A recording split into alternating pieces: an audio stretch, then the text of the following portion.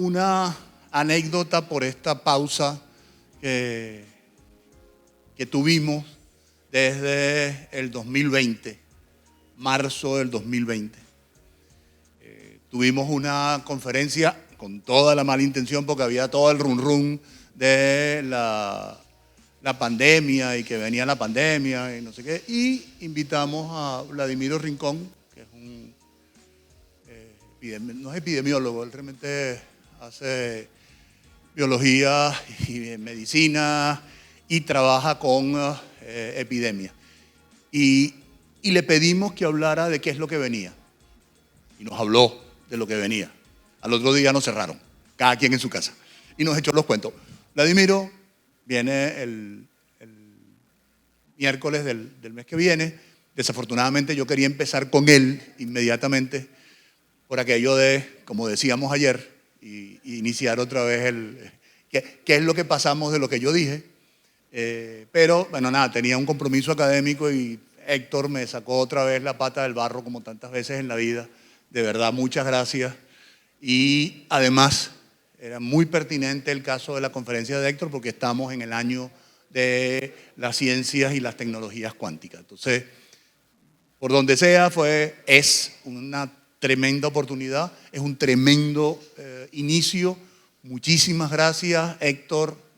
Para quienes no lo conocen, es físico teórico, para más señas, con 50 años de experiencia en la docencia, en la investigación, gran amigo en esos 50 años.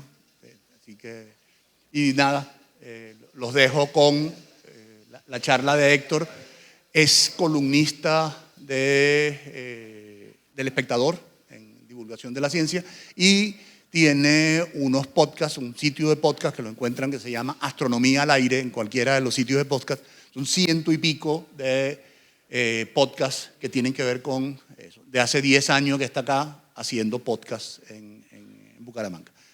Sin más preámbulos, Héctor, muchísimas gracias por el apoyo, como siempre, y el escenario es tuyo. Muy buenas noches a todos. Bueno, déjeme decirle que por supuesto es un honor estar aquí junto a ustedes en esta tarde de reinauguración del Café Científico de Bucaramanga, versión 2.0. Y me place porque han sido muchas las veces que me he presentado aquí. Yo diría que soy el expositor del Café Científico que más veces ha expuesto, se ha enfrentado al público y es, por supuesto, un honor que la convocatoria haya sido tan exitosa. Bueno, hoy vamos a hablar de física cuántica. Vemos esto. Muchas gracias a Luis, por supuesto, por las elogiosas palabras y deben entenderse como las palabras de un amigo, y no más que eso. La física cuántica es tendencia, trending topic. La gente habla de física cuántica. La gente habla de un salto cuántico como quien dice voy a cruzar la calle. La física cuántica aparece en Los Simpsons. Lo menciona Sheldon en The Big Bang Theory. El poetariado publica libros sobre poesía cuántica. Hay música cuántica. El gato de Schrödinger se asoma impunemente, uno no sabe si medio vivo o medio muerto, pero aparece y la gente lo menciona como si fuera la mascota de su casa. Los New Age apelan a la física cuántica para establecer difusas conexiones místicas con el yin y el yang y una pila de babosidades. Medicina cuántica, música cuántica, poesía cuántica. ¿Será por eso que la ONU en su resolución 78287 del 7 de junio del 2024 declaró al 2025 como el año de la ciencia y la tecnología cuánticas? No, no es por eso. Es en realidad porque, oigan bien, la teoría cuántica es el avance más importante en nuestra comprensión de la realidad y con mayores repercusiones conceptuales y prácticas que la humanidad haya conseguido en el lapso de una sola generación a través de su larga historia. Ese es el teorema. Demostración, quédense aquí. Los clásicos nos habían legado desde el siglo XVII, XVIII y XIX una inmensa artillería para comprender la naturaleza. De Newton a Maxwell, pasando por una enorme cantidad de gente que no voy a mencionar, nos dejaron una teoría del movimiento, una teoría de la gravitación, una teoría de los campos eléctricos y magnéticos en las manos de Maxwell, que era capaz de darnos respuesta a una enorme cantidad de preguntas que podríamos formularnos acerca de cómo funciona el mundo, cómo funciona la realidad.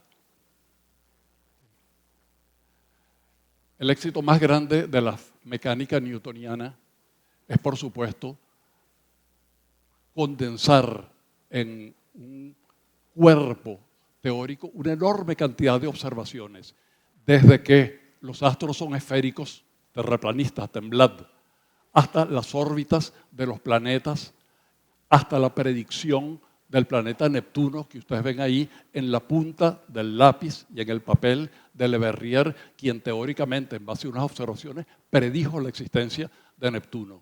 Y para gloria de Newton, para gloria de la humanidad, para gloria de la teoría de gravitación universal, para la gloria de Le Verrier y de Hall, que fue el astrónomo que lo vio, ahí estaba Neptuno.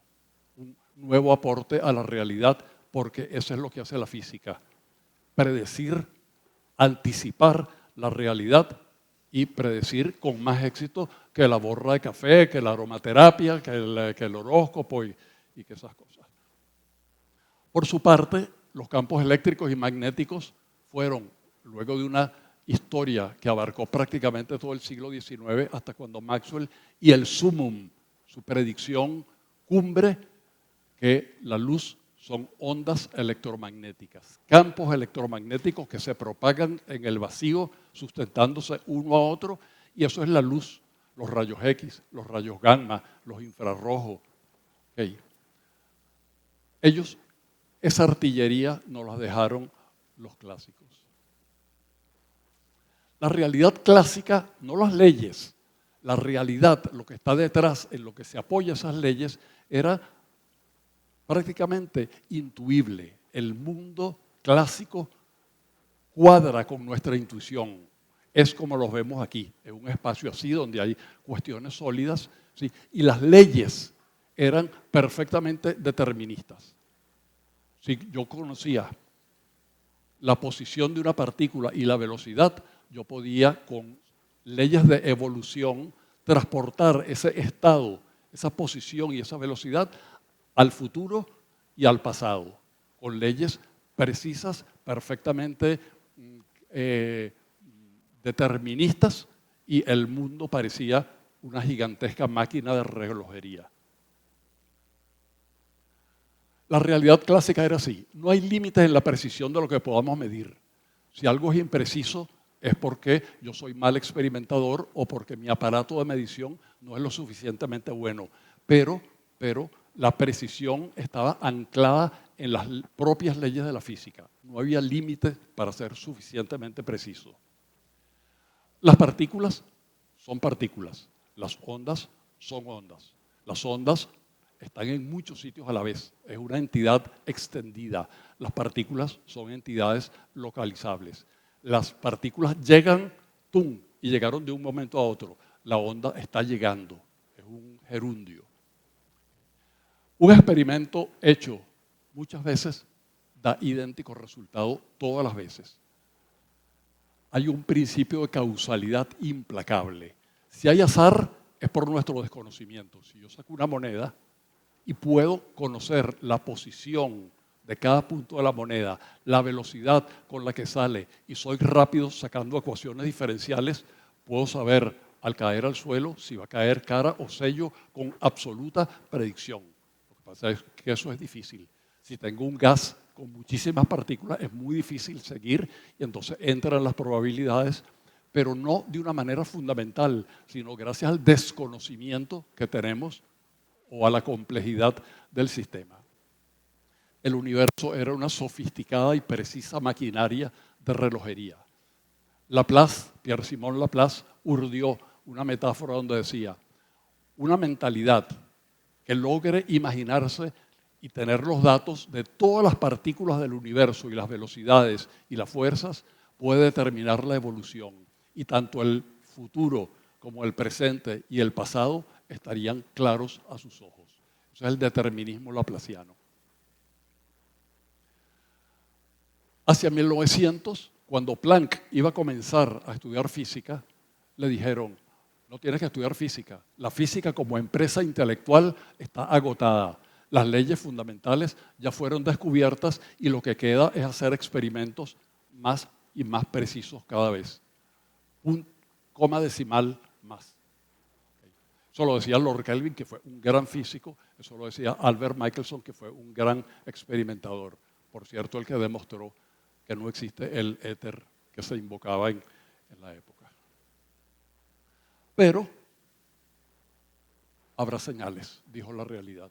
Yo enviaré mis señales y la realidad comenzó a enviar señales. Y las señales eran unas líneas brillantes que veíamos cuando un gas se pone incandescente. Y entonces, ¿por qué son esas líneas? Eso no cuadraba con la noción de ondas. ¿Cuál era la naturaleza de la radiación que emite algunas sustancias que luego llamamos radioactivas y que habrían de matar finalmente de un cáncer a Marie Curie, la descubridora y 2 veces premio Nobel? ¿Cómo se distribuye en un cuerpo caliente la radiación, la luz, la radiación electromagnética en un cuerpo caliente en sus distintas frecuencias? ¿Cómo? Eso debería poderse saber, porque al fin y al cabo es materia y es radiación. Newton y Maxwell. La tabla periódica, ¿por qué es como es? Esa sistematización periódica y simétrica no tenía el menor basamento teórico. Era una disposición que se logró, que explicaba algunas observaciones. De hecho, se predijeron algunos elementos, pero nadie sabía por qué la tabla periódica es como es. ¿Cuál es la naturaleza del átomo? Que hacia 1900 no estaba en absoluto garantizado. Ludwig Boltzmann se suicidó en 1906 por la incomprensión de la comunidad, de parte de la comunidad científica, que no creían que existieran átomos, que él estaba tratando de explicar las leyes de la termodinámica en base a interacciones de partículas que iban a ser los átomos y moléculas. ¿Qué hacen los electrones en un átomo? ¿Qué es todo eso? ¿Cómo se descifra esa realidad? ¿Cómo es la realidad a escala muy pequeña? Todo ocurrió en el siglo XX. En el siglo XX un fantasma estaba recorriendo a la Europa central. El fantasma de la creatividad, el fantasma de lo irruptivo, el fantasma de la ruptura de paradigmas. Había una efervescencia intelectual en Europa central donde Picasso, Dalí, nos mostró nuevas formas de mirar, nuevas formas de concebir la realidad pictórica transgrediendo la perspectiva. El simbolismo de Gustav Klimt. Todo eso estaba creando una nueva atmósfera, había ambiente de cambio. Los músicos Schoenberg y Alban Berg trastocaban la forma de oír y la forma de hacer música con el dodecafonismo, uno, y con el atonalismo, el otro. Ambos austríacos, vieneses.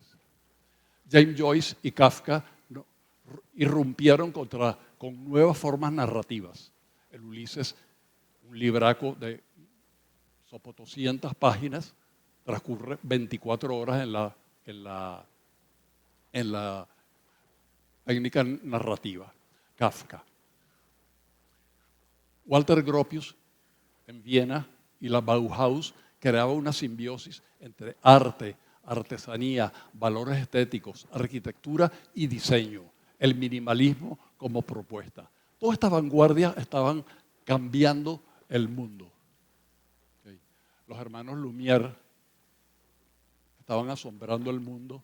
Charles Chaplin también, con lo que habría de ser un nuevo arte que no existía. El siglo XX estaba albergando toda esa pila de cambios, todas esas cosas que habían, esas rupturas de paradigma. Okay. Mientras tanto, el psicoanálisis de Freud nos violaba el inconsciente y se metía en nuestros más íntimos sueños, que podían ser pesadillas, porque toda esa efervescencia, había también una efervescencia cultural, sí, intelectual, sí, artística, pero también social y política, que había de producir dos guerras devastadoras. Lo que ocurrió, lo más interesante, ocurrió justamente en el periodo en entreguerras con una Alemania culta, ¿sí? Iba a ser ahí el centro de la revolución científica de la que estamos hablando, pero era la nación que produjo las dos guerras.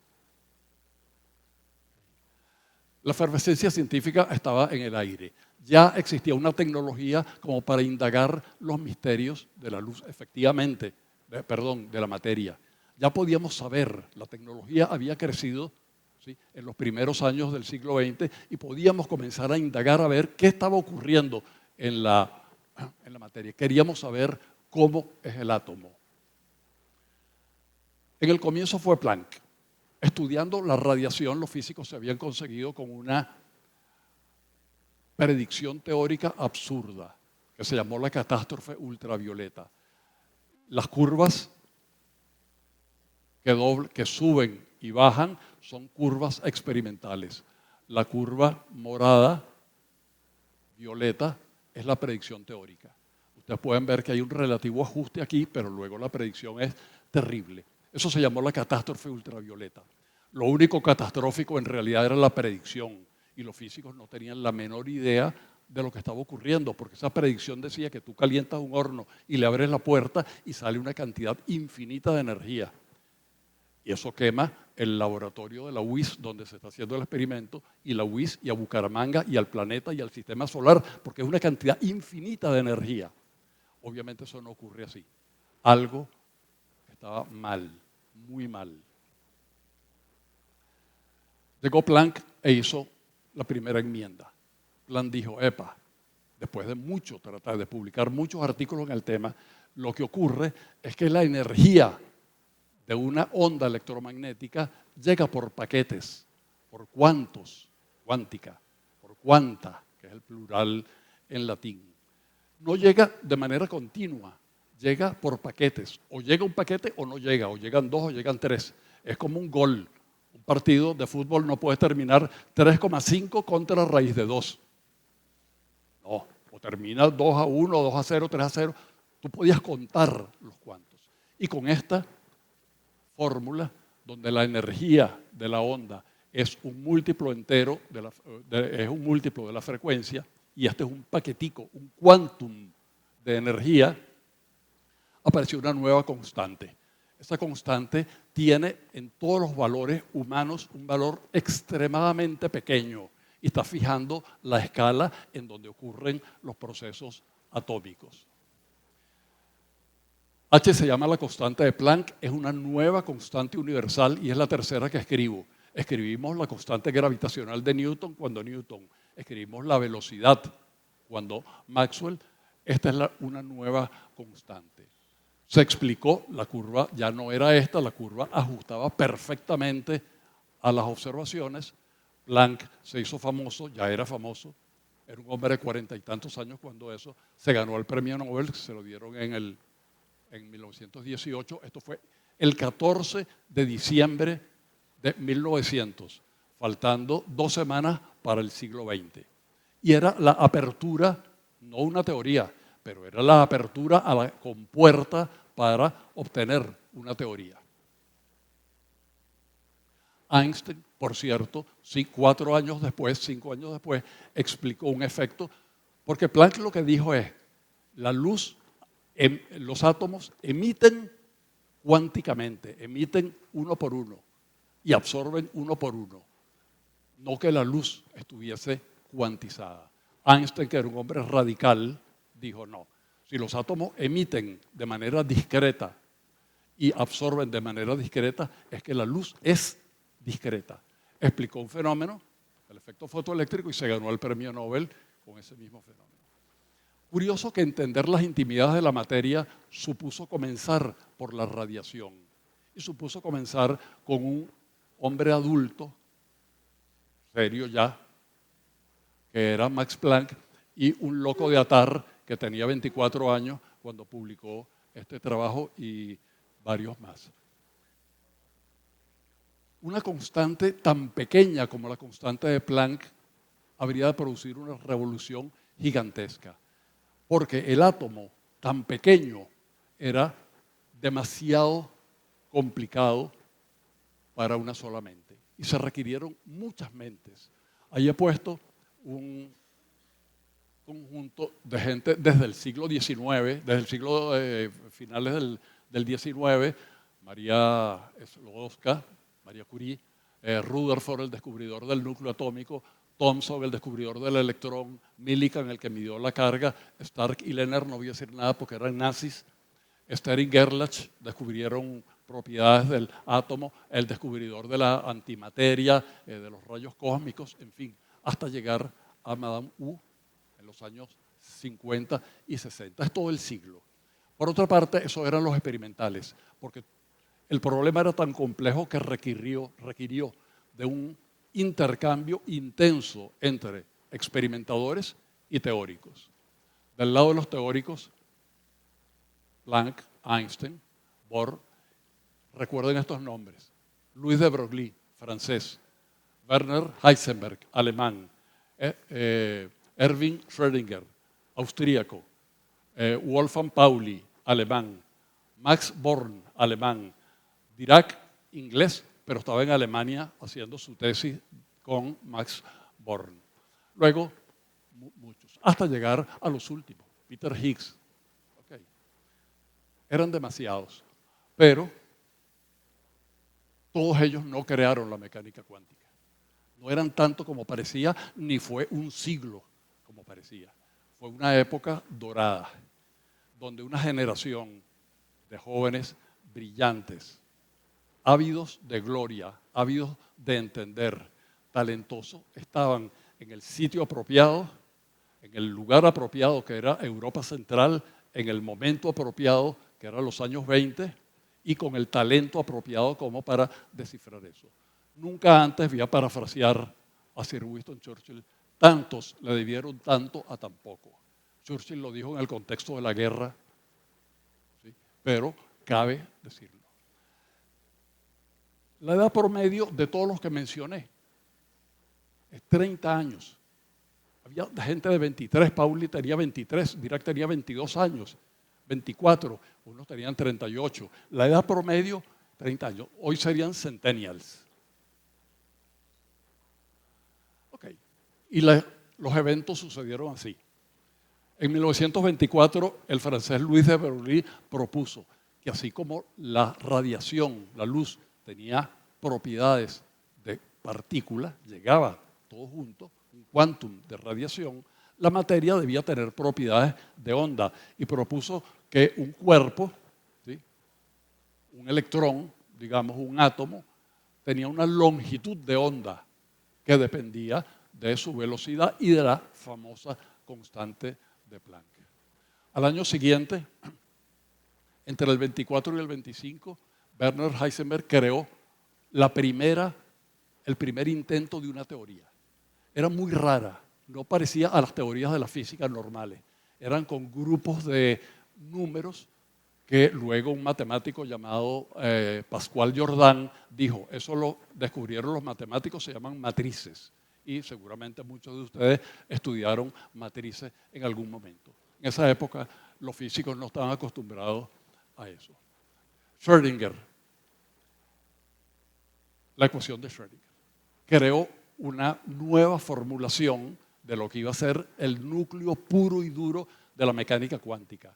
La ecuación de Schrödinger es en mecánica cuántica lo que la segunda ley de Newton es en mecánica, la ecuación, lo que rige el destino.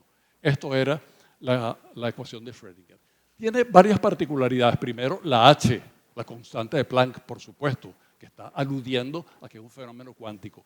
Tiene la unidad imaginaria, un número que no es un número real, no está en la recta real, es un número imaginario. Técnicamente, y para los que eso le diga algo, la ecuación de Schrödinger es una ecuación de difusión de calor o de una gota de tinta que se difunde en un medio, pero compleja. Compleja en el sentido matemático de la palabra, con una I. ¿Por qué era eso? Nadie se sabía. Wolfgang Pauli estableció el principio de exclusión. El mundo se divide en bosones y fermiones. Y no puede haber dos fermiones ocupando un mismo estado.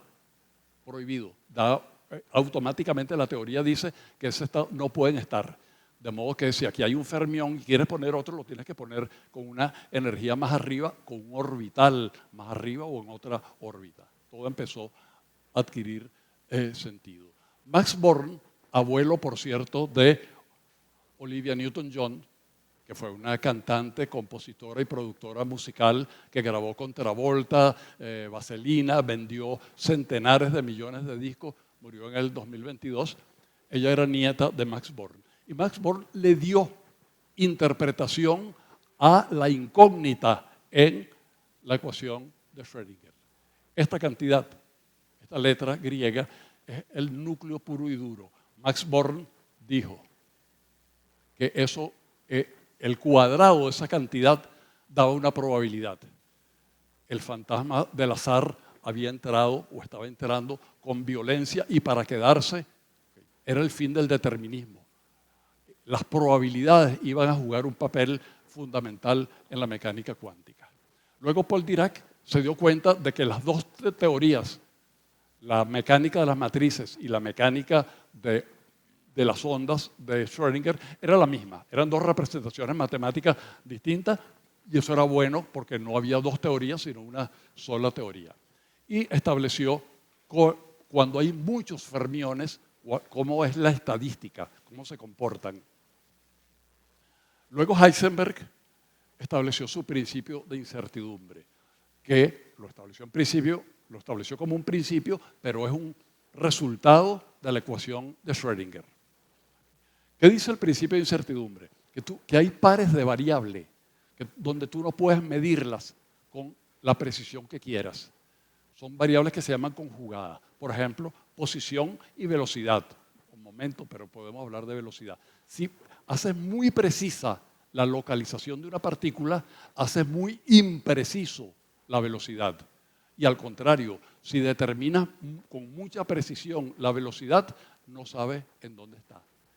El acto de medir perturba la realidad que estás midiendo y la perturba de una manera incontrolable.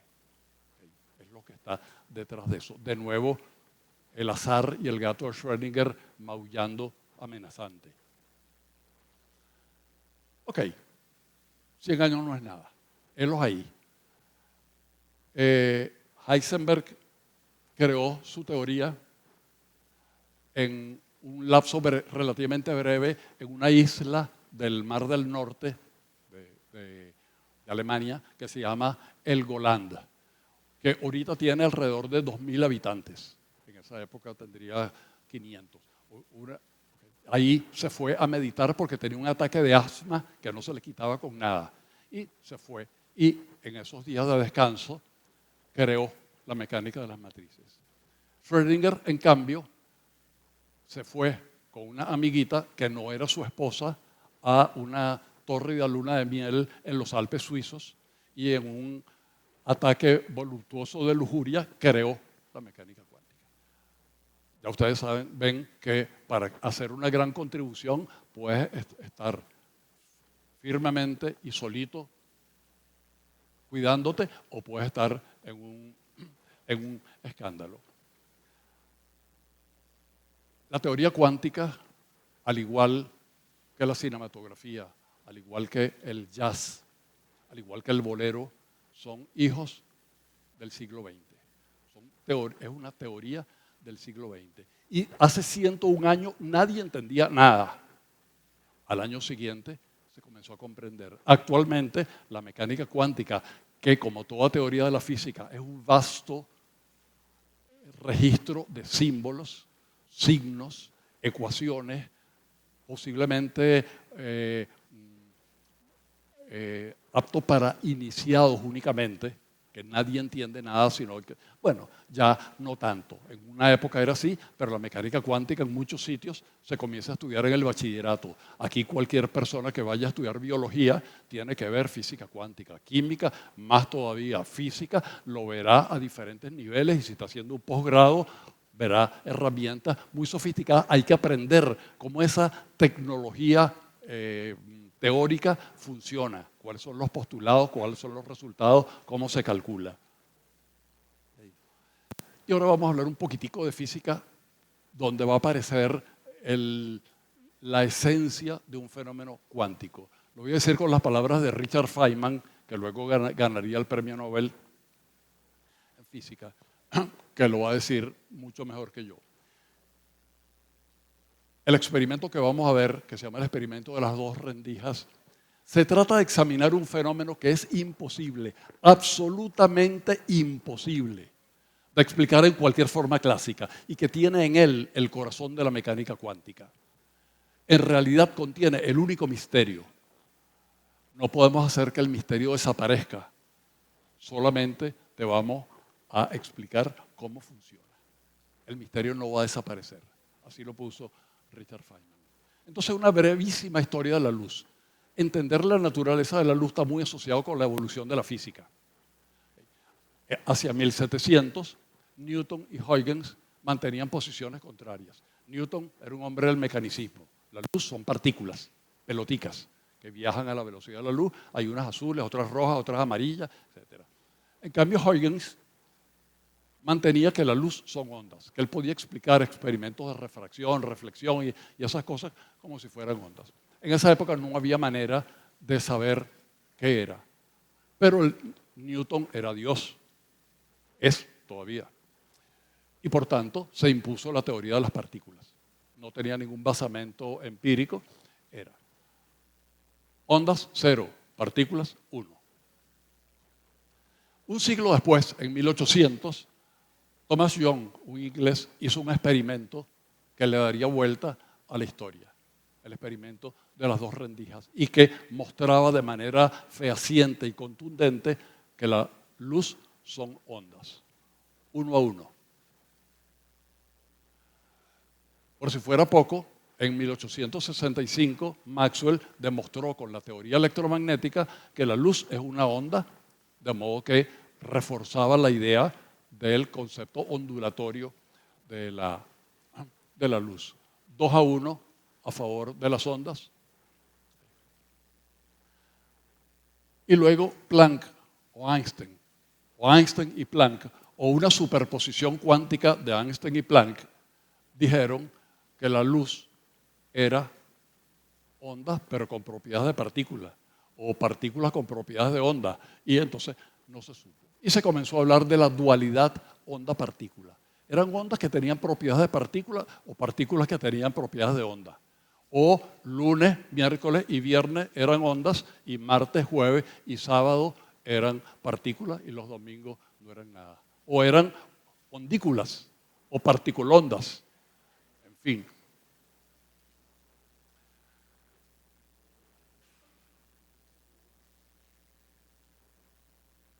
Bueno, ahí está. El experimento de Young es así. Lo vamos a dividir en 3.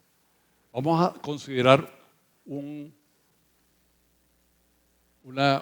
plancha que tiene 2 huequitos. Aquí hay un detector que va a detectar cosas que se lanzan de aquí.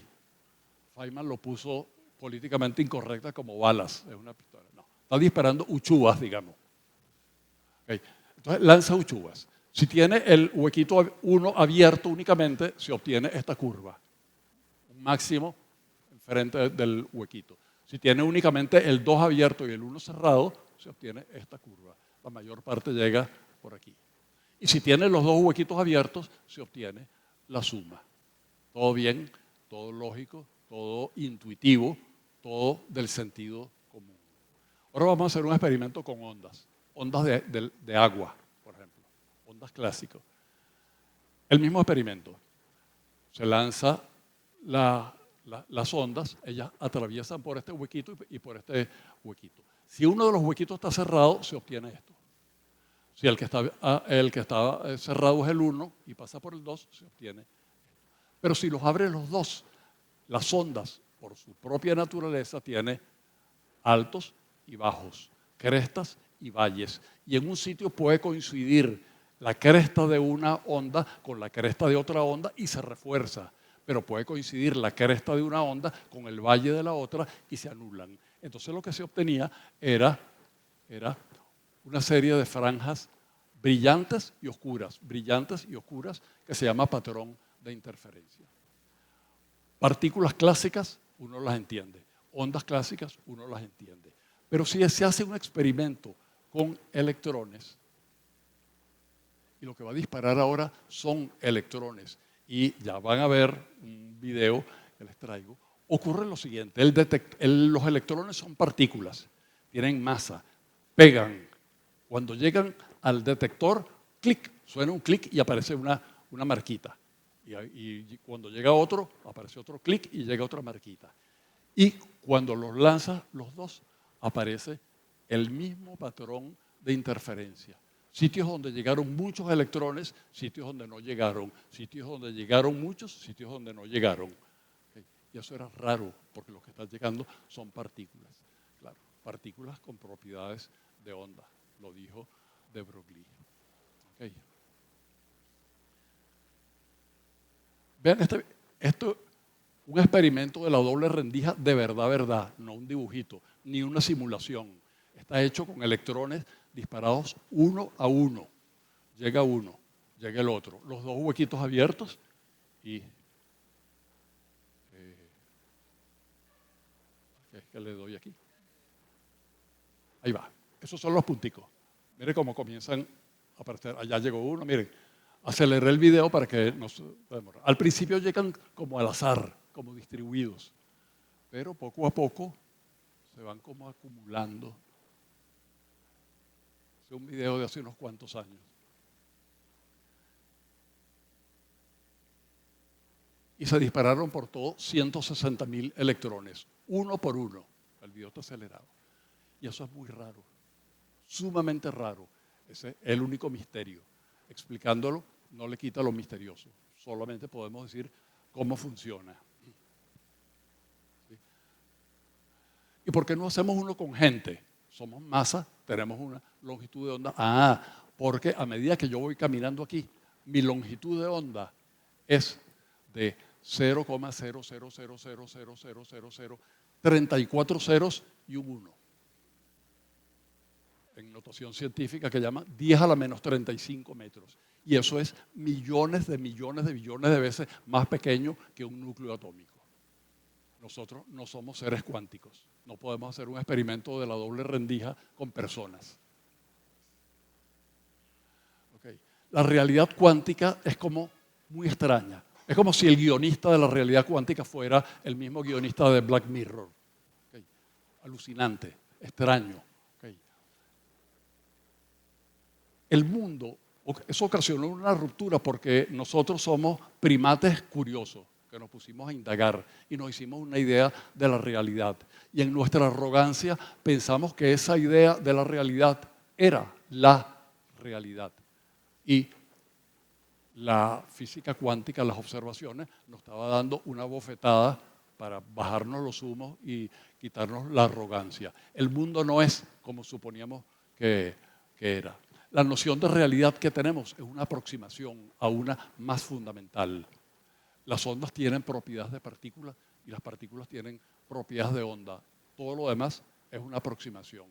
Las ondas de agua, las ondas de sonido, la luz. El acto de observación modifica la realidad que queremos observar. Ahí están Einstein y Niels Bohr discutieron mucho sobre el significado. La teoría cuántica está dando excelentes resultados empíricos sabía calcular las cosas, lo comparaba con las observaciones y eran, pero había demasiadas preguntas acerca del significado último de la teoría. Einstein lo metaforizó hermosamente con Dios no juega los dados con el universo. No puede ser que el mundo sea azaroso fundamentalmente. De modo que si la mecánica cuántica me está diciendo eso, es porque la mecánica cuántica es un peldaño previo a la construcción de una teoría que debe tener lo que a partir de entonces se llama variables ocultas, que cuando uno las descubra y las tome en cuenta, va a dar una teoría determinista. Einstein era un hombre disruptivo, un hombre quebrador de paradigmas, pero en el fondo era un conservador. Él quería una realidad clásica. Dicen por ahí los youtubers que Einstein no creyó en la mecánica cuántica. Eso es falso. Einstein sabía mucha mecánica cuántica, estimaba la precisión de la mecánica cuántica a la hora de describir la naturaleza, pero pensaba que eso era una fase previa. Es la realidad intrínsecamente probabilista. ¿Qué significa el proceso de medición? ¿Cuál es el rol del observador?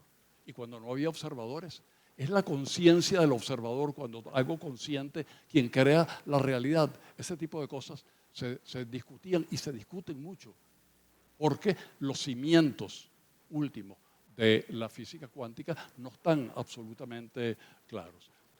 Ese mismo año, Einstein, junto con dos colaboradores, Podolsky y Rosen, escribieron un artículo en 1935. Es el artículo más citado de Einstein, más citado que cualquiera de los de relatividad. Es un artículo súper citado.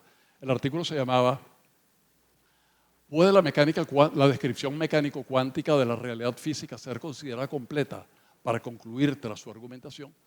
Que no podía ser considerada completa. Porque él imaginó un experimento, ¿sí?, que te permitía medir una cantidad aquí de un sistema que hubiese estado junto y te llevaste uno para Júpiter y midiendo una cantidad aquí, tú podías conocer el valor de otra variable allá o a 15 años luz.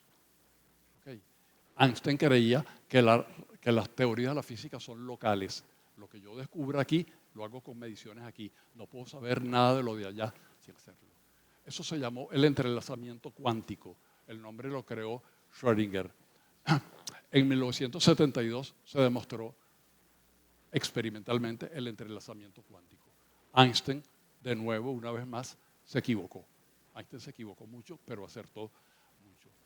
Okay. El entrelazamiento cuántico está detrás de la teletransportación cuántica y del encriptamiento de la decodificación de la criptografía para que nuestras tarjetas de crédito estén sanas y salvas. En el 72 se demostró esto. Los ojitos del gato de Schrödinger nuevamente aparecieron dibujándose.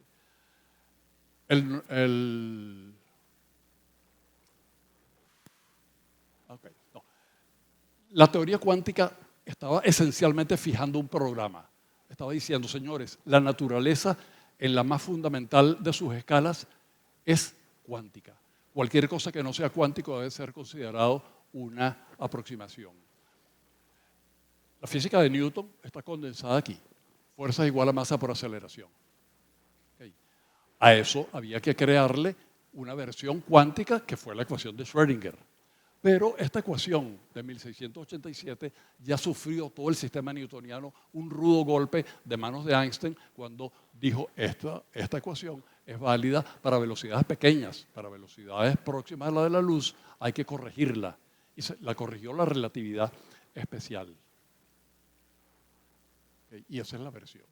Bueno, si hay una versión cuántica de esta ecuación, que es la de Schrödinger de 1905. ¿Cuál es la versión cuántica de una partícula que se mueve a velocidades muy elevadas? Esa es la ecuación de Dirac, la hizo en 1928. Muchos dicen que es la ecuación más bella de la física, yo creo que es hermosa. Es de alguna manera, entonces para los matemáticos la raíz cuadrada de esta ecuación. Esta ecuación es la raíz cuadrada de esta. Esta ecuación tuvo dos méritos. Explicó el spin, que ya yo lo mencioné sin decir nada y tampoco voy a decir mucho porque es un concepto complicado. Surgió ese momento angular intrínseco, salió de manera natural. Y por otra parte, predijo la ecuación de Dirac la existencia de antimateria. Existe la antimateria. Pero por otra parte, existen también campos clásicos, el campo eléctrico, el campo magnético. Son campos clásicos. Es decir, nada en la naturaleza de un campo eléctrico es indeterminado. Tú puedes medir un campo eléctrico con la precisión que tú quieras. Tú puedes medir en una onda electromagnética clásica, tú puedes medirlo. El campo magnético lo puedes medir con precisión absoluta. Eso no puede ser así porque es inconsistente que la materia tenga una indeterminación, una incerteza cuántica, en cambio los campos que ella produce sean clásicos. Entonces hubo que crear una cosa que tiene el terrorífico nombre de teoría cuántica de campos. Y se creó la teoría cuántica de campos.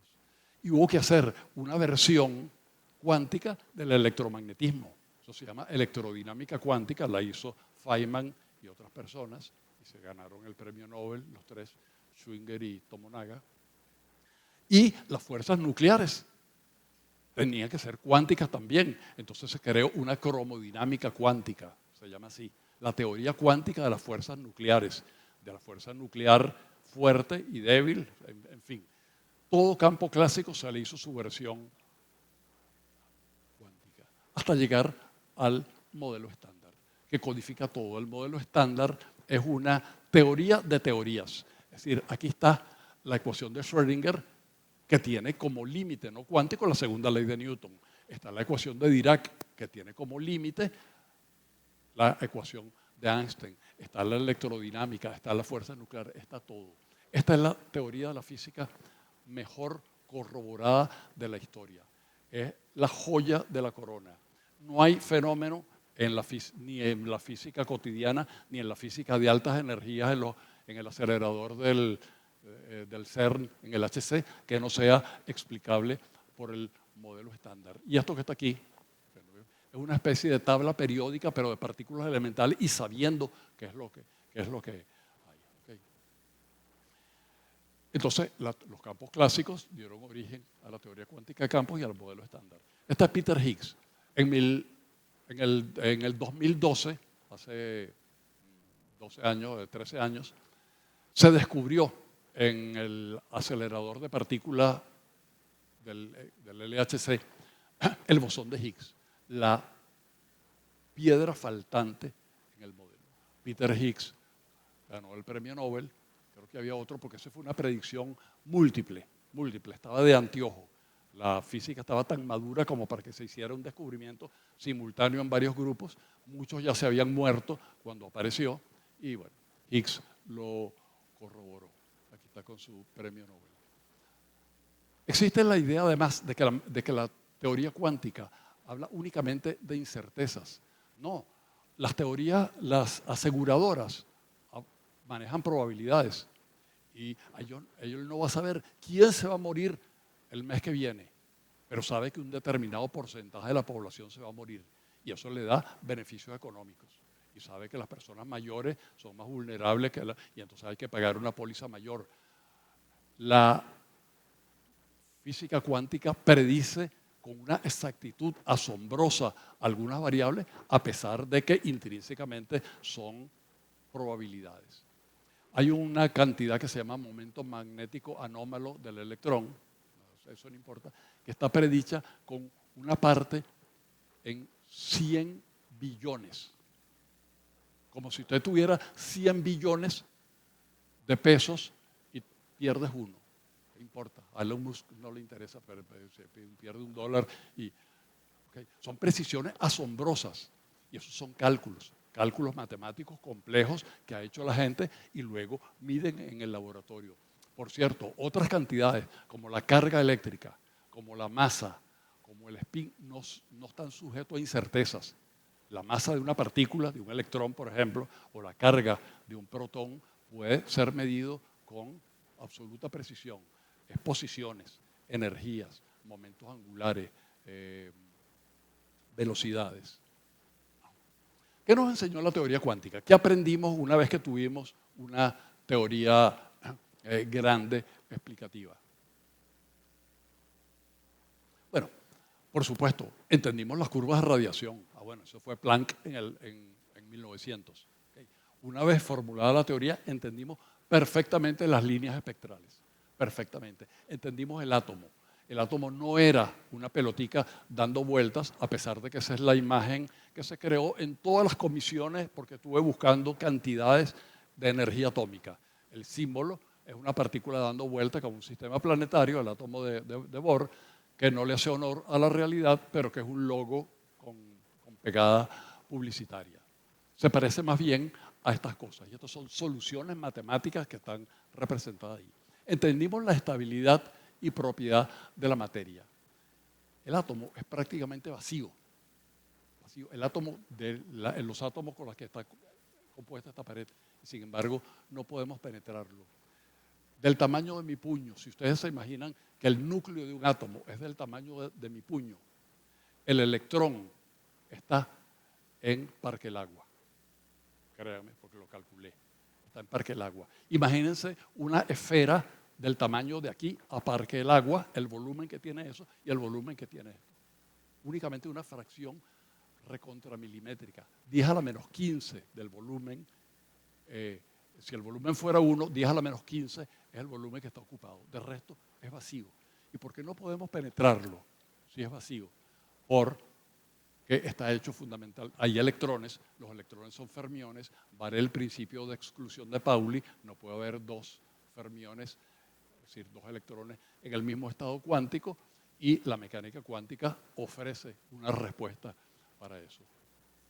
Hay procesos biológicos de fotosíntesis, hay marcadores olfativos que sirven para algunas cosas que funcionan con mecánica cuántica. Okay. Aprendimos que hay un zoológico de partículas, okay, todas con nombres que terminan en ones. Electrones, protones, neutrones, fotones, muones, mesones, leptones, kaones, gluones, bosones, fermiones y los canzones, neutrinos y quarks que no quisieron adaptarse a la nomenclatura. Hay algunos que sabemos que no existen, como los taquiones, que viajarían a una velocidad mayor que la de la luz, no existen taquiones. Hay otros que sabemos que sí existen, pero que no los han detectado, los gravitones.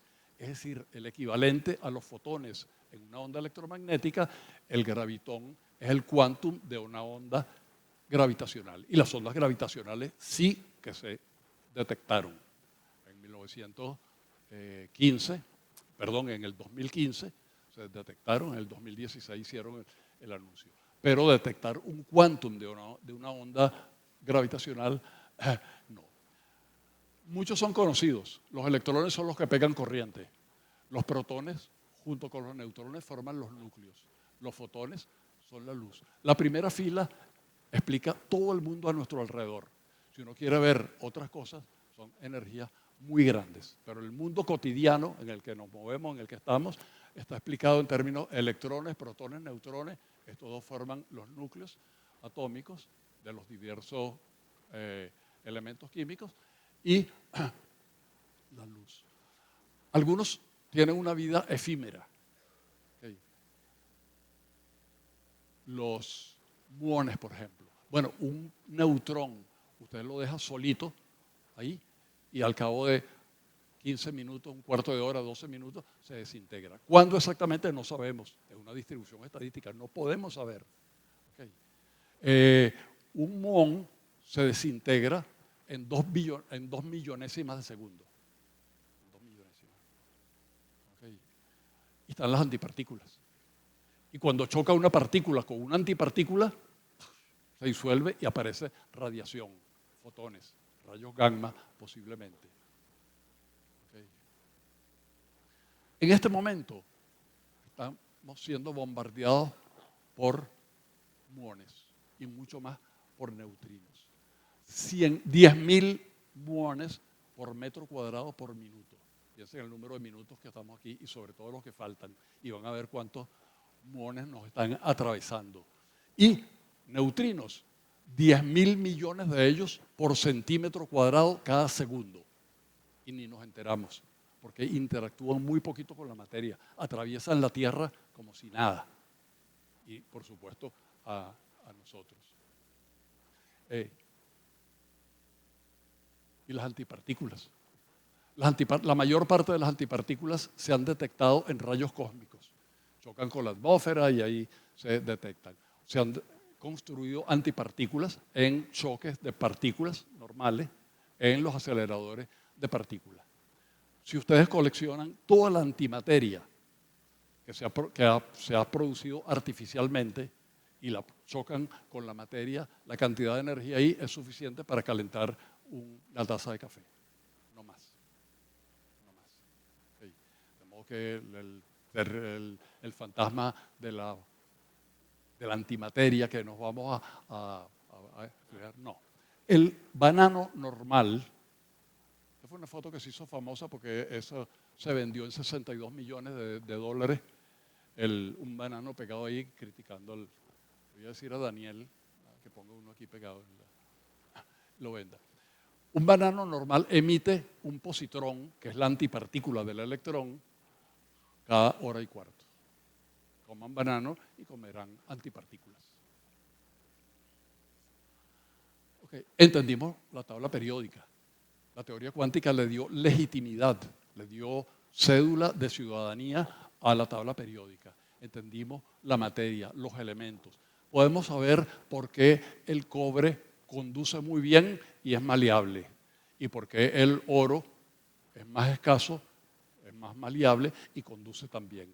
Por qué el plástico no conduce electricidad y la cerámica se parte, y por qué esto es blanco.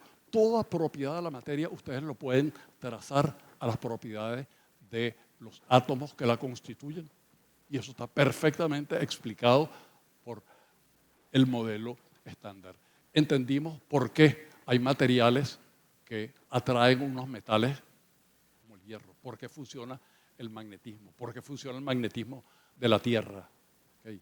Entendimos por qué todo se entendió. Pero no solamente entendimos las leyes aquí, locales. Entendimos fenómenos como la superfluidez y superconductividad, y que tienen que ver con las propiedades colectivas. ¿Okay? Cuando son propiedades colectivas y son bosones, actúa como una sola partícula. Cuando yo alumbro esto, estoy emitiendo un láser construido para que todos los fotones salen de aquí en la misma dirección, con la misma frecuencia y en fase, todos a uno. No es lo mismo caminar y todo choreto como gente saliendo de un estadio que una marcha militar. Aquí los fotones salen como una marcha militar. Bueno, esto se llama efecto Meissner. Es un imán y abajo hay un superconductor que conduce electricidad sin resistencia. Tú le das una corriente eléctrica y puede estar años sin resistencia, no se calienta como los resistores. Entonces ese es un imán que quiere caer, pero por un efecto que se conoce como la ley de Faraday, aparece una corriente que lo empuja y él se queda suspendido. La idea es construir superconductores para hacer trenes que leviten, y es por supuesto una de las piezas ansiadas de la tecnología. Pero aprendimos también de las estrellas. Únicamente después de tener una teoría cuántica entendimos por qué el Sol brilla, de dónde saca su energía para brillar, porque entendimos las fuerzas nucleares. Y en el Sol lo que está ocurriendo es que el hidrógeno se está transformando en helio, y cuando se transforma en helio tiene como subproducto radiación. Son bombas nucleares. El interior de una estrella es un reactor nuclear o bombas nucleares, y lo que está emitiendo son los desechos nucleares, radiación. Entonces entendimos el brillo de las estrellas, pero además entendimos otras estrellas que sin la mecánica cuántica sería absolutamente imposible de explicar, que son las enanas blancas. Una enana blanca es después que se agota el combustible nuclear, viene una fase complicada de gigante roja, luego eso colapsa. Y llega un momento, ya no hay energía nuclear, se le acabó, ya no hay de dónde sacar energía. Sin embargo, ella se mantiene estable. ¿Qué la mantiene estable? Que los electrones están tan pegados unos de otros y como ellos son fermiones, ellos no quieren estar en el mismo estado y eso produce una presión que balancea a la gravedad. Una enana blanca, por supuesto esto no está puesto a escala, una enana blanca tiene típicamente una masa, que es la masa de la Tierra, y tiene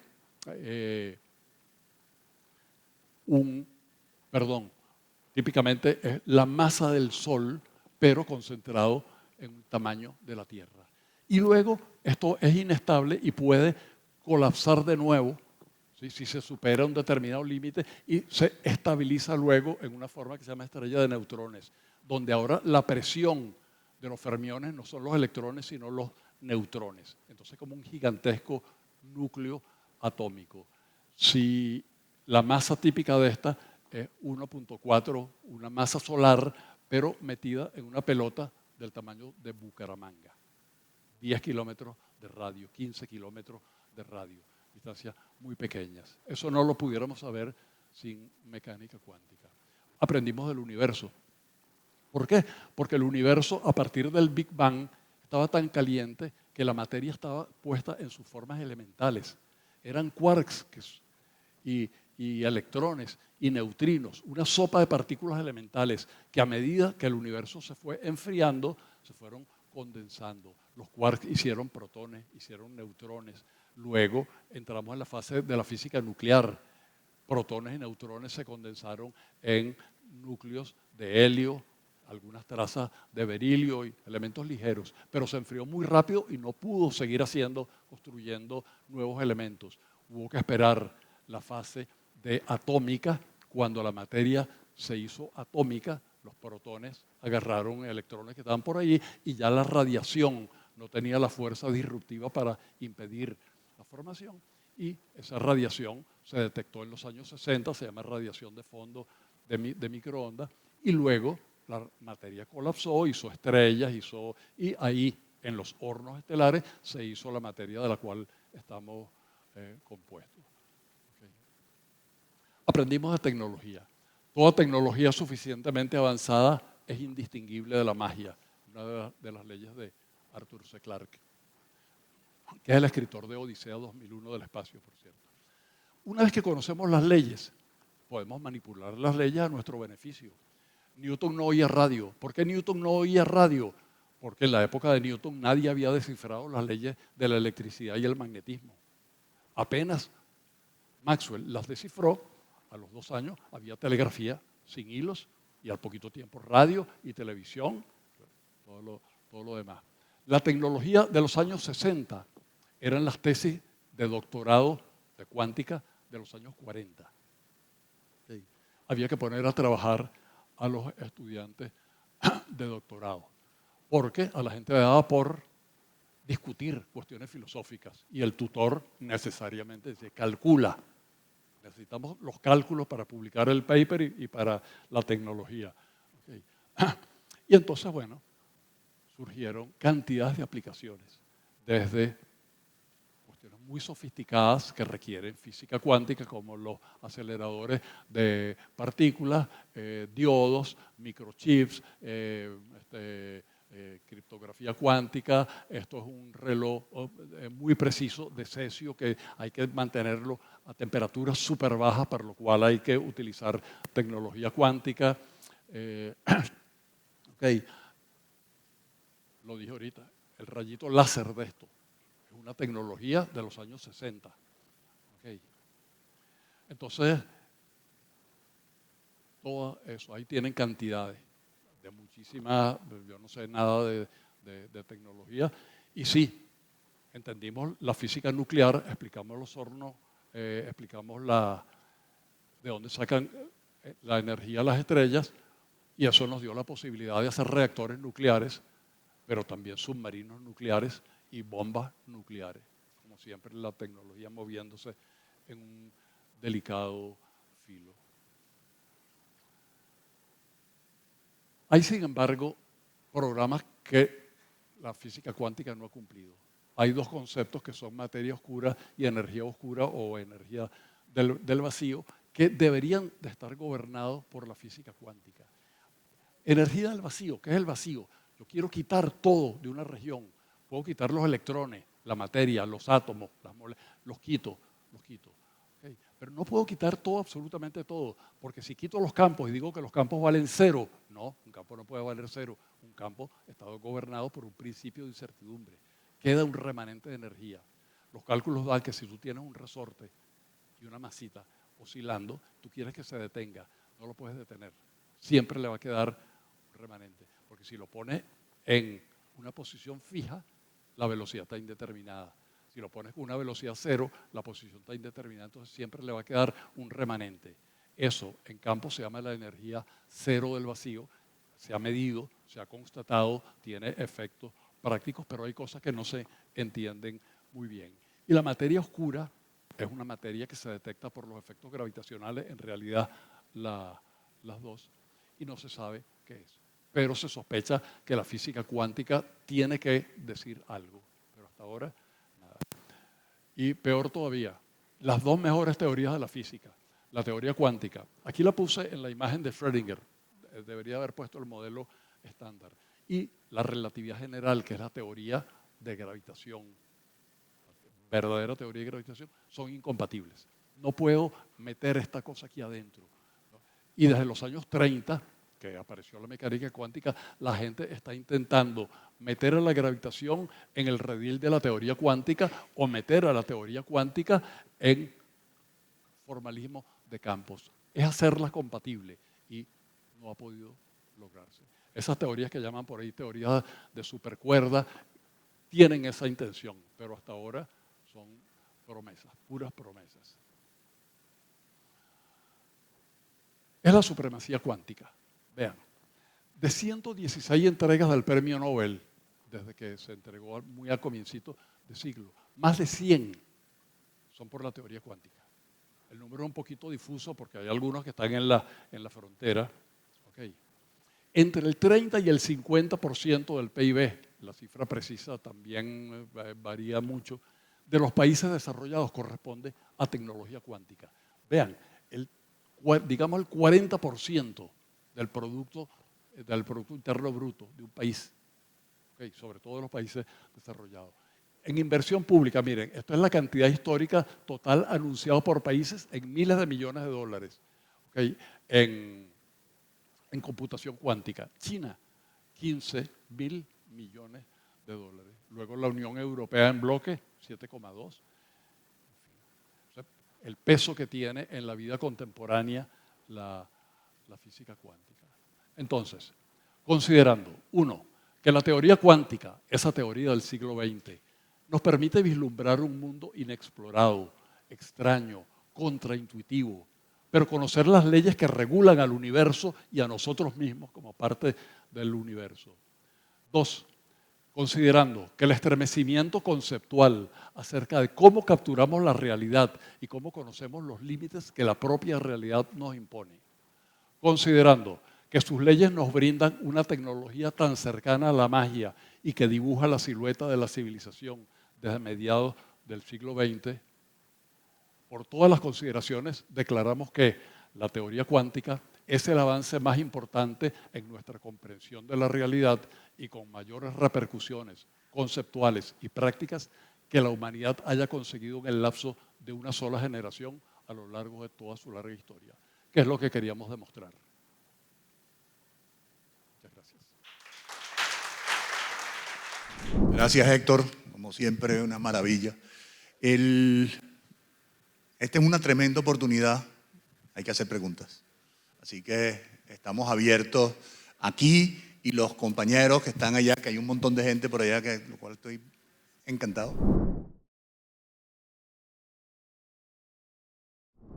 Muchas gracias por la charla, muy interesante. Muchas gracias, Santiago.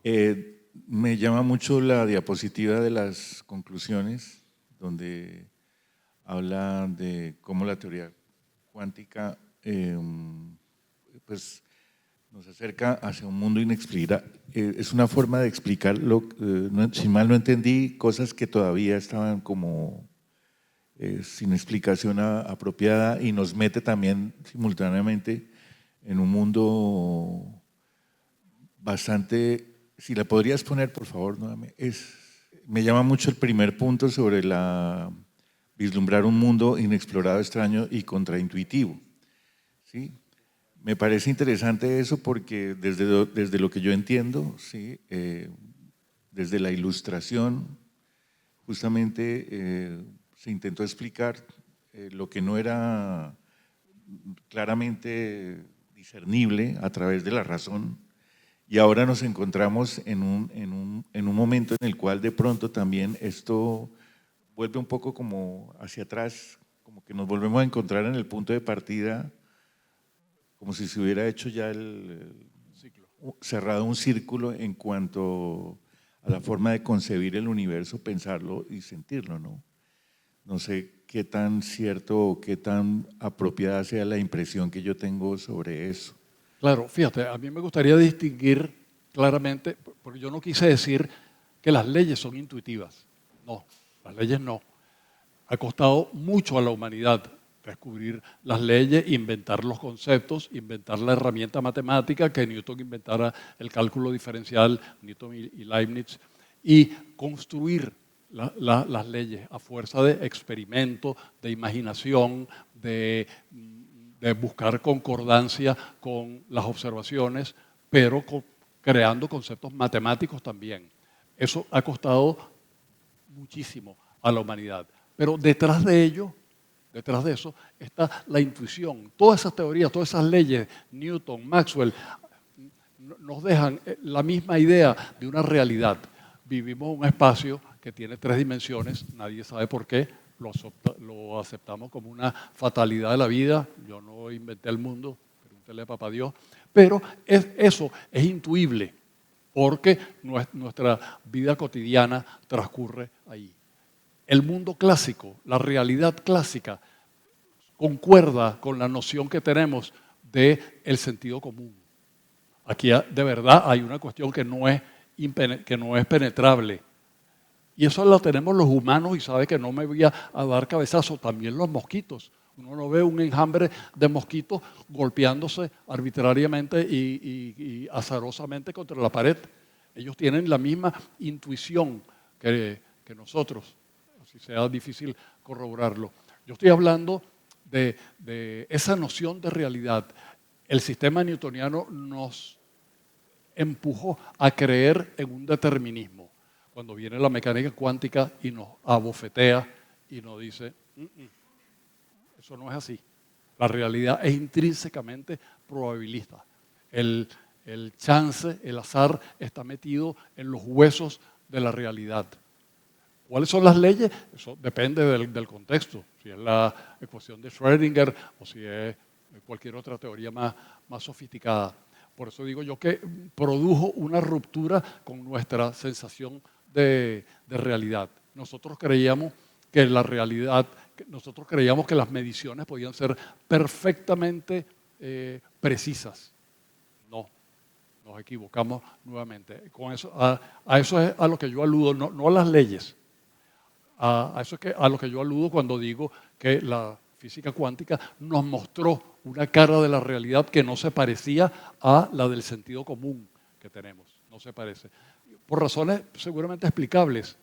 ¿Okay? Yo no puedo ver un electrón con mis ojos. La luz que yo necesito, la luz que detectan mis ojos, tiene una longitud de onda muchísimo mayor que un electrón. Yo ilumino al electrón y eso no me va a reflejar nada. Es como si yo quisiera tapar mi voz hacia allá con esto.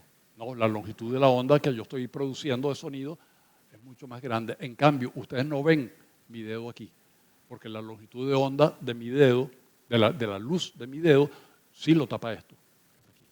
Okay. Entonces, tuvimos acceso indirecto a una forma de realidad que no se parece a la intuitiva, porque nosotros somos seres macroscópicos que durante cientos de miles de años hemos evolucionado como especie biológica y darwinianamente eso nos dotó de un sistema de aprehensión de la realidad con códigos y con patrones rápidamente para hacernos hábiles y aptos y con una noción de realidad. que cuando tenemos el abordaje por la teoría, por el experimento, por la tecnología de esa nueva realidad más íntima, hay un choque, hay una confrontación. Y por eso la mecánica cuántica tiene en su comprensión, en la explicación última, de muchísimas interpretaciones. Y durante 100 años que tenemos conmemorando este año, no ha habido un acuerdo del verdadero significado. Es operativamente 5 puntos sobre 5, eficiente, pero hay demasiadas concepciones, demasiadas interpretaciones de lo que eso significa. Una, por cierto, de las que más me gustan por lo bonita que es la teoría de los muchos mundos. Fue publicada en los años 50 y tanto por un físico norteamericano, Everett Wheeler le dirigió la tesis. Y dice que cada vez que hay una medición y se va a dar alguna de las posibilidades que la ecuación de Schrödinger dice, el mundo se bifurca en 2 realidades. Una, la que salió, otra, la que no salió. Y eso se va bifurcando, se parece mucho al cuento de Borges de El jardín de los senderos que se bifurcan. Habla algo de eso. Cuando Borges escribió el libro, el cuento, no había sido publicado la teoría. Yo creo que el físico se inspiró en Borges y no al revés. Hay muchas teorías sobre la interpretación real, de lo filosófica, digamos, de lo que está diciendo la física cuántica. Operativamente no. Las matemáticas son las que son y tú mides y eso es. Pero hay mucha gente que dice, esos temas hay que discutirlos, no vaya a ser que estemos construyendo un gigantesco edificio, pero sobre arena movediza. Muchas gracias. Excúseme el auditorio por la pregunta porque no tengo muchos conocimientos de física. Mi pregunta es si el campo de Higgs permea todo el universo y si ese descubrimiento del CERN en Suiza en el 2012 nos podría dar una luz sobre la energía oscura y la materia oscura que compone el 95% del universo. Gracias. Bueno, déjame decirle, yo no soy experto en física de altas energías, ni de esto. Mi área fue otra que tiene que ver con gravitación. Pero me atrevo a decir que no, que el problema de la energía oscura y de la materia oscura no va por la física, no va por el bosón de Higgs. El bosón de Higgs entra en la física de una manera complicada que hacen los físicos de partículas y es un mecanismo para que las distintas partículas tengan masa. El bosón de Higgs lo que hace es dotar de masas a las partículas del mundo físico, a los electrones, los protones. Y no creo que tenga nada que ver, hasta ahora al menos no se ha hecho. Pero repito, yo no soy experto en física de altas energías.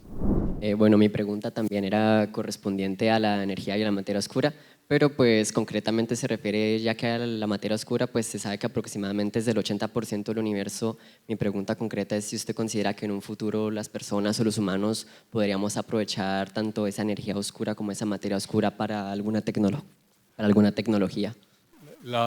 Sí, como decía Bohr, predecir siempre es difícil, sobre todo hacia el futuro. Watson, que era uno de los CEOs de la IBM, dijo que en el mundo, en los años 50, dijo que en el mundo, si acaso 5 o 6 computadoras eran lo que hacía falta. Ya sabemos cómo esa predicción, sobre todo en tecnología, es muy difícil predecir. Tú no sabes si estás a punto de una ruptura y va por un lado. Yo no sé, la materia oscura y la energía oscura son entidades que aparecen por las observaciones, por los efectos gravitacionales, detectando movimientos de masas alrededor. Tú dices, hay algo que está alando a esas galaxias que no sabemos qué es, no la vemos, pero está ahí. Entonces es como el viento. Uno no ve el viento, tú ves las hojitas en un remolino alrededor del viento. Así se detectan y hasta ahora no se sabe. Muchísimo menos ver si eso tiene una potencial aplicación tecnológica. Buenas noches. Recientemente hubo un revuelo por haberse logrado tomar una fotografía de un agujero negro. Pero también recientemente se tomó una fotografía del entrelazamiento cuántico, pero no hubo un revuelo tan grande como el primero. No sé, hasta ahora no he visto noticias de por qué no se le hizo tanta publicidad a ese logro.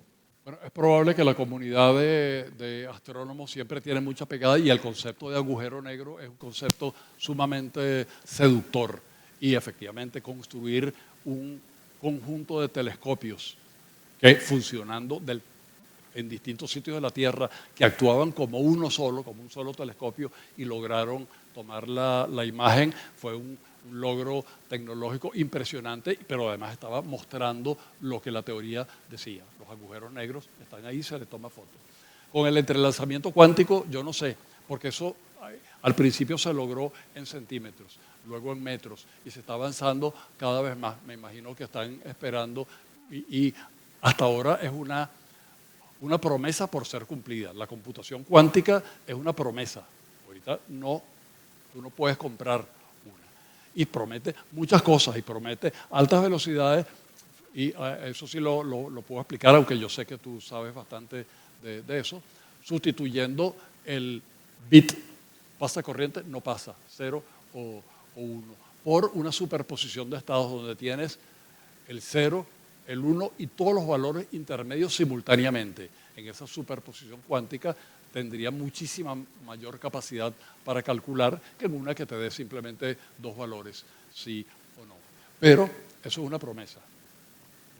Y por supuesto tampoco soy experto en computación cuántica. Yo quisiera hacerte una pregunta. Dígame. ¿Tú qué piensas de la teoría de cuerdas o, siendo más precisos, de la teoría M? Okay.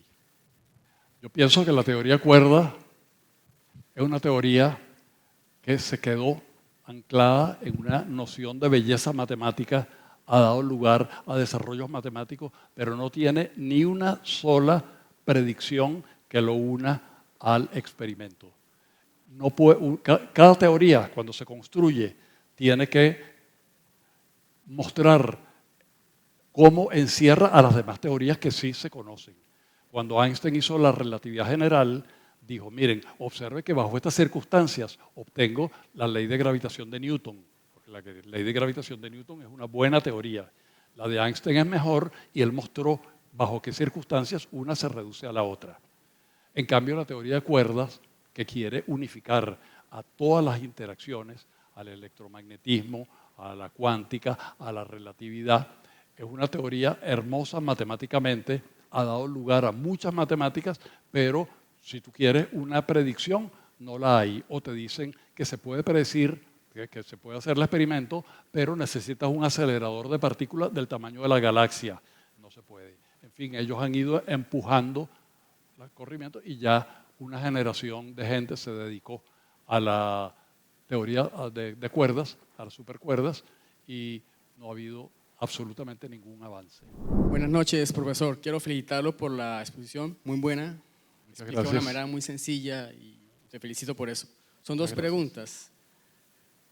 ¿Alguna vez han simulado en la UIS el descubrimiento de Einstein sobre la luz? ¿Se puede simular? El de los fotones. Acuerde que Einstein para comprobar… el eclipse. Exactamente, el eclipse. Okay. Han simulado en la UIS hacer eso en 120 años, ¿no? Ya ha pasado, porque en 1905. Experimentarlo. La predicción vino en 1915 y la comprobación en el eclipse de mayo de 1919.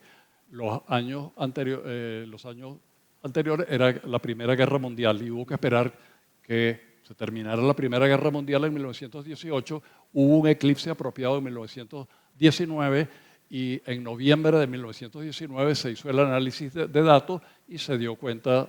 Correcto, porque es que los científicos, para comprobar las teorías, ¿sí? Para que hacen teorías, tienen que comprobarlo con tecnología. En esa época no había tecnología, la única forma era con un eclipse para comprobar las teorías. Es cierto, ya no hace por falta eso es que eclipse. Einstein ganó el premio Nobel. Ni siquiera fue por la relatividad.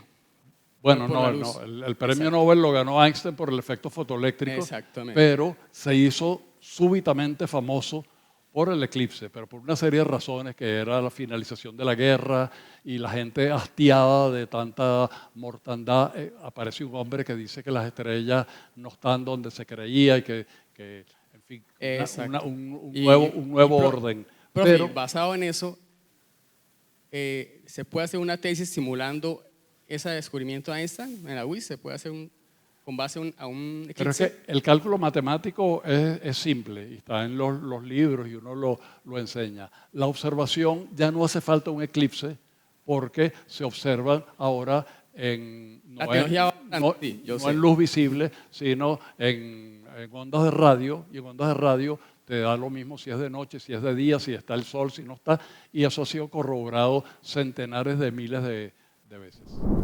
Eso es una pregunta que surge a partir de la pregunta del joven niño que estaba acerca de la teoría de cuerdas. Es una pregunta más de orden, digamos, no sé si psicológico o filosófico. Es si ustedes los físicos en algún momento consideran la posibilidad de que existan puntos ciegos en la observación de las leyes, tanto de lo cuántico o de otra naturaleza que esté más allá de lo cuántico, que no pueden ser, o sea, que exista la posibilidad de que no haya solución para explicar, porque simplemente no se pueden ver, para explicar fenómenos o lo que pueda venir después de la teoría cuántica, que seguramente habrá en el futuro algún otro tipo de formulación de preguntas, no sé. Claro, pero la física, a pesar de su sofisticada herramienta matemática de las teorías actuales, sigue siendo y tiene que seguir siendo una ciencia empírica. Es decir, tiene que explicar las apariencias, tiene que explicar lo que se ve, lo que se mide. Y tú haces teorías para explicar lo que se ve y lo que se mide. Presumir que hay puntos ciegos, invisibles, que tú no lo puedes dar, es justamente la crítica a la teoría de las supercuerdas, que predice infinitos universos paralelos, los llaman multiuniversos, con los cuales tú no tienes ninguna relación causal. Entonces, los defensores dicen que lo que pasa es que la teoría es bella. Okay, bueno, eso se parece a la religión. Cree en ella porque las matemáticas son bellas, pero ¿en qué? No. Si tú no tienes ninguna relación causal, si tú no tienes datos, si no hay datos, no hay paraíso.